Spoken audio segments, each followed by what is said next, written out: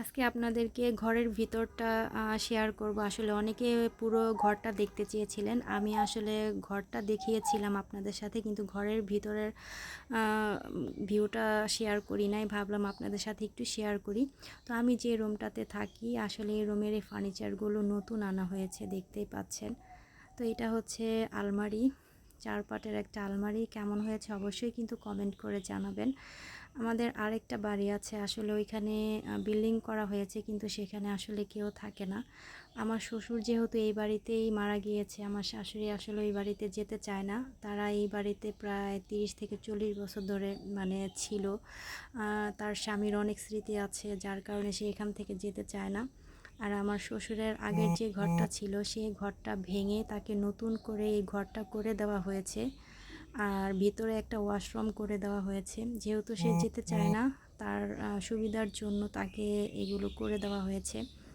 আর আরেক পাশে যার একটা টিনের ঘর দেখতে পেয়েছেন, ওটাতে আসলে আমার যা থাকে। সে এখন দেশের বাইরে আছে, যখন বাংলাদেশে আসে তখন ওই ঘরে সে থাকে। আর আমি গ্রামের বাড়ি আসলে আমি এই রুমটাতে থাকি। তো আমি যেন আরেকটু ভালোভাবে থাকতে পারি, সেজন্য এই ফার্নিচারগুলো আনা হয়েছে। আর আমার রুম থেকে এই জানালাটা দিয়ে এই ভিউটা দেখতে এত ভালো লাগে, বিশেষ করে বৃষ্টির দিন খুবই ভালো লাগে। চারদিকে শুধু সবুজ আর সবুজ। আমার এই ভিডিওটা কাছে এবং দূরে যায় যেখান থেকে দেখছেন, সবাইকে অসংখ্য ধন্যবাদ। সবাই সম্পূর্ণ ভিডিওটা দেখে সুন্দর সুন্দর কমেন্ট করবেন।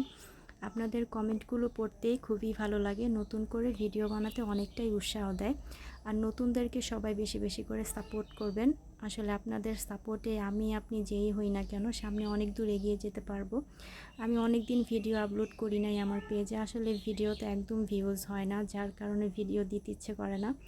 সবাই একটু ভিডিওগুলো শেয়ার করে দিবেন। আসলে নিজের ভিডিও নিজে শেয়ার করা যায় না, এজন্য আপনাদেরকে বলতেছি সবাই একটু ভিডিওগুলো শেয়ার করে দিবেন। বুঝতেই পারছেন ভয়েস দেওয়ার সময় আসলে কত যে সমস্যা, সবাই একটু ম্যানেজ করে ভিডিওটা দেখে নেবেন। তো আসলে এই রুমের পাশ দিয়ে হচ্ছে ওয়াশরুম করা হয়েছে। আর আমার ননদের ছোট বেবি হয়েছে, যার কারণে আসলে পুরো রুমটা দেখাতে পাচ্ছি না। বেবি শুয়ে আছে আর আমার ননদের ছেলে মোবাইল দেখতেছিল।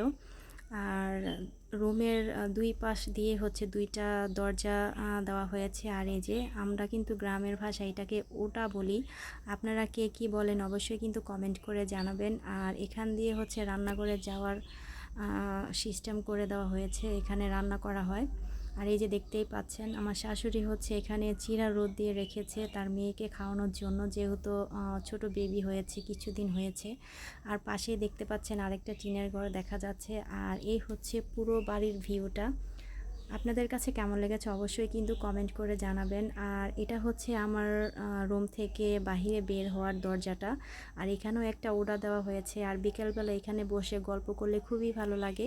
এখন তো প্রায় সময় রোদ দেখা যাচ্ছে। আর মাঝখানে এদিক দিয়ে একটু সিমেন্ট মাটি দিয়ে বেশি করে পাকা করে দেওয়া হয়েছে, যেন বৃষ্টির সময় যেন অনেকটাই সুবিধা হয়।